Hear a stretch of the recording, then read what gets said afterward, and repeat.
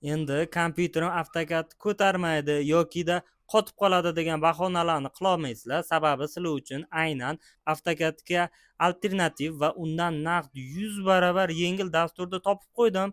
Bugungi video aynan shu haqida bo'ladi. Dastur nomi MOI 3D bo'lib, mana shunaqa ko'rinishga ega. Fayl ustiga bosib, расположение местаdan joyni topamiz va undan qancha o'lchamga ega ekanligini ko'ramiz. Va ko'rib turibsizlarki 130 megabaytgina. Endi dasturni o'ziga kiramiz.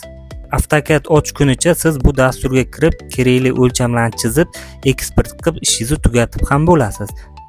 Dastur ochilganda mana shunaqa ko'rinishga ega bo'ladi. 4 ta split oyna, o'ng tomonda 2D o'lchami, uni oldida 3D bo'limi, pastida qo'shish, ayirish, o'chirish kabi funksiyalar, uni pastida surish, ko'paytirish, burish, masshtablash, mirror qilish kabi funksiyalar bor. Pastida esa o'lchamlar bilan ishlash bo'limi mavjud va detalda bu pastida top bo'limiga o'tkazib olib, xohlasangiz right ga chizmani chizib, uni belgilab, bemalol eksport qilib, kerakli bo'lgan formatda xohlasangiz DXF xohlasanglar, step xohlasanglar, STL shaklida eksport qilib olsanglar bo'ladi.